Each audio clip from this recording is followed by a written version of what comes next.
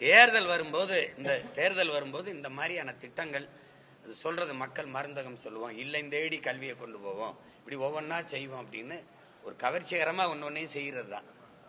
அதனால பயன் என்ன வரும்னு கடைசியா தான் பார்க்கணும். மக்களுக்கு பயனுள்ள திட்டங்களை கொண்டு வரதுல சுணக்கம் காட்டுறாங்க. ஏன்னா அந்த கேள்வி கேட்டதுக்கு காரணம் இன்னொரு மக்கள் மருந்தகம் இருக்குது, அது 50% டிஸ்கவுண்ட் தான் கொடுக்குறாங்க. அதுக்கு போட்டியை கொண்டு வரதை காட்டில இன்னொரு பயனுள்ள திட்டத்துக்கு அதை பயன்படுத்தலாமான்ற மாதிரி கேட்டேன்.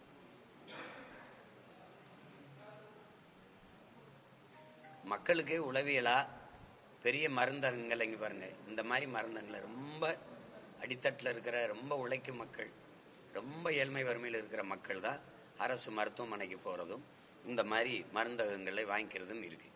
உங்களுக்கு தெரியுது நினைக்கிறேன். மற்றதெல்லாம் மிகப்பெரிய மருத்துவமனைகள், அந்த மருத்துவமனைகள் வளாகத்திலே இருக்கிற மருந்தகங்கள்லேயே